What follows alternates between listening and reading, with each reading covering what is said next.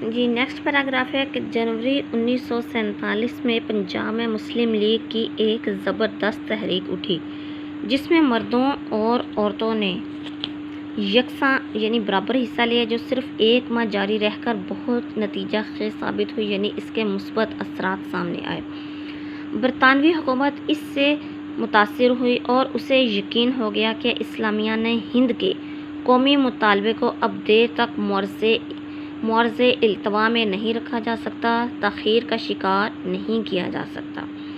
ادھر پاکستان کے مخالفین نے ملک بھر میں فرقہ وارانہ فسادات جو تھے اس کا سلسلہ شروع کر دیا، جو اخیر سال تک جاری رہا، یعنی آخر تک، جس کے ضمن میں ایک منظم سازش کے تحت سوچی سمجھی اسکیم کے تحت 8 سے 10 لاکھ بے گناہ مسلمانوں کو بے رحمی سے تہ کر دیا گیا، قتل کر دیا گیا۔ اسی دوران برطانیہ نے 3 جون کو ہندوستان اور پاکستان کی آزادی کے متعلق اپنا نیا منصوبہ شائع کیا۔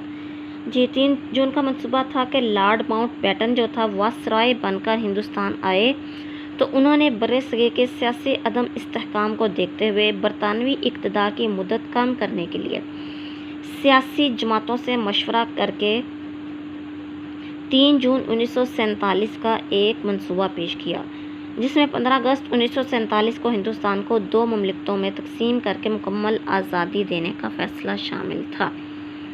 کیا تھا کہ جس کے مطابق 15 اگست 1947 کو دونوں ملکوں میں 2 علیحدہ خود مختار حکومتیں قائم ہوگی۔ یوں اسلامی ہند کے 10 کروڑ فرزندان توحید کی تنظیم، یعنی 10 کروڑ جو مسلمان تھے، انہوں نے اپنی منظم جو تنظیمیں چلائیں اور جو قربانیاں ان کی پھل لائیں، یعنی جو کچھ انہوں نے اپنی جان مال ہر چیز پیش کی، اس کا وہ رائگاں نہیں گئی بلکہ فروٹفل ثابت ہوئیں، اور مشرقی اور مغربی ہند میں مشرقی اور مغربی پاکستان کی بنیاد پڑی، جسے اسلامی جمہوریہ پاکستان کہا جاتا ہے۔ پاکستان کے قیام سے نہ صرف ہندوستان کے بر عظیم اور ایشیا میں بلکہ ساری اسلامی دنیا میں ایک ایسا قوت آفرین تغیر رونما ہو گیا، حیران کن، دنیا کو حیران کرنے والی تبدیلی آ گئی کہ جس کے غیر معمولی نتائج کا دنیا ابھی صحیح طور پر اندازہ نہ کر سکی۔ ادھر یہ امر پاکستان کی ملت اسلامیہ پر روز بروز واضح ہو رہا ہے کہ اگر اسے اپنی اور دنیا کی طرف اپنا اسلامی اور انسانی فرض ادا کرنا ہے تو پاکستان کی حکومت لازمی طور پر اسلامی جمہوریت کے ترقی پسند اصولوں پر قائم ہوگی، جو اسلام نے قائم کیے ہیں ان پر اگر ہوگی۔ اس میں کیا ہے؟ جس میں مسلم اور غیر مسلم دونوں سے مساوی سلوک کیا جائے گا، جس کی روح سے مسلمان اور مسلم دونوں میں برابر جو سلوک ہوں گے، جس میں بڑے بڑے سرمایہ داروں کے لیے جگہ نہ ہوگی بلکہ جس میں غریبوں اور کارکنوں کا خاص طور پر خیال رکھا جائے گا، جس میں عورت کے حقوق اور اس کی شخصیت محفوظ ہوگی، جس میں دولت ادھر ادھر تمام لوگوں میں مناسب طور پر تقسیم ہوگی۔ یہ نہیں کہ امیر طبقہ جو ہے وہ دولت مند ہوتا جائے گا اور غریب تر ہوتا جائے گا، ایسا نہیں ہوگا۔ ادھر اور ادھر بیت المال میں جمع ہو کر، بیت المال کیا ہوتا ہے؟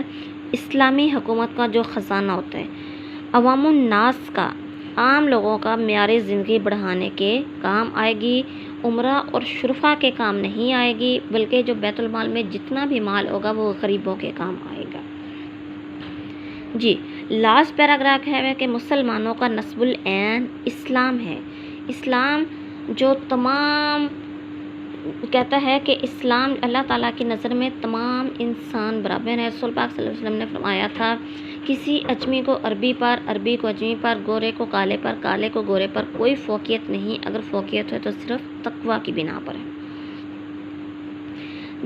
وہ اسلام نہیں جس کا ڈنکا مطلق العنان بادشاہ، یعنی ایسا بادشاہ جو خود مختار ہو اور اسی کسی کے سامنے جواب نہ دینا پڑے اور خود غرض عمرہ نے بجایا، بلکہ وہ اسلام جس کا حامل قرآن ہے، جس نے صرف ان دیکھے خدا کے آگے سر جھکانا سکھایا، وہ اسلام جس کا نمونہ حضرت صلی اللہ علیہ وآلہ وسلم اور خلفائے راشدین کے عہد میں، خلفائے راشدین کا عہد جو کہ 4 صحابہ حضرت ابوبکر صدیق، حضرت عمر فاروق، حضرت عثمان غنی اور حضرت علی کے دور میں نظر آتا ہے۔ حضرت ابوبکر کی صداقت، حضرت عمر کی عدل و انصاف، حضرت عثمان غنی کی سخاوت اور حضرت علی کی شجاعت، یہ تمام مسلمانوں میں خوبیاں ہونی چاہیے۔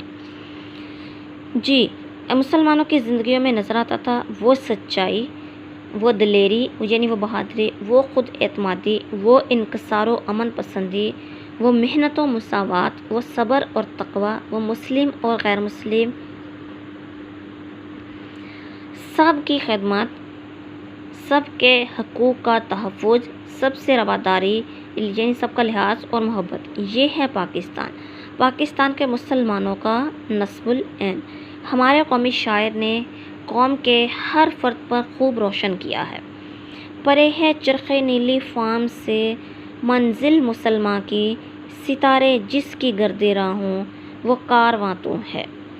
جی، یہ علامہ اقبال کی کتاب بانگ درا کی نظم طلوع اسلام کا ایک شعر ہے۔ اس کا مطلب ہے کہ مسلمانوں کی جو منزل ہے وہ نیلے آسمان سے بھی آگے ہے۔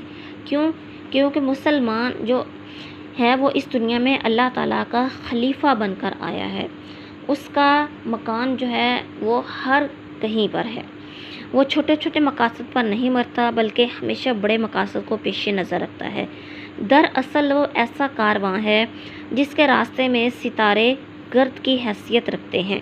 اس کا مسلسل آگے بڑھنے کا عمل کائنات کی بڑی بڑی چیزوں کو پیچھے چھوڑ دیتا ہے، جیسے کہ اقبال نے خود ہی کہا تھا، مہر و مہ و انجم کا محاسب ہے قلندر، ایام کا مرکب نہیں راکب ہے قلندر۔ جی، یہ ہمارا سبق آج کا ختم ہو گیا ہے۔ کارنامہ اسلام جو ہے ان کی کتاب ہے جس سے یہ لیا گیا ہے، تو صنف کے اعتبار سے تشکیل پاکستان جو ہے ایک مضمون ہے جس میں ہم نے پاکستان کی مختصر تاریخ کے حوالے سے پڑھا کہ پاکستان کیوں اور کن وجوہات کی بنا پر معرض وجود میں آیا اور اس کے معرض وجود میں آنے کا مقصد کیا ہے۔ جی، اب ہم اس کے سوالات کے جوابات پہ آتے ہیں۔ سر سید احمد بریلوی کے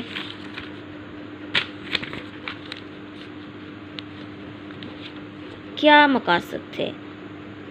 سب سے پہلا جو سوال ہے اس کے مختصر جواب ہم نے دینے ہیں۔ مسلمانوں کے مذہبی اور معاشرتی خرابیوں کو دور کرنا اور مذہب اسلام پر عمل پیرا ہونے کے لیے حکومتی رکاوٹوں کو ختم کرنا سید احمد بریلوی کے مقاصد تھے۔ جی، سید احمد بریلوی نے کن حالات میں جام شہادت نوش کیا؟ سید احمد نے پشاور کے قریب 7000 مجاہدین کی رفاقت میں سکھوں کے خلاف نمایاں کامیابی حاصل کر لی، لیکن بعض افغان سرداروں کی غداری سے جو کہ سکھوں کے ساتھ مل گئے تھے، مسلمانوں کو شکست ہوئی اور سید احمد 6 مئی 1831 کو بالا کوٹ کے مقام پر شہید ہوئے۔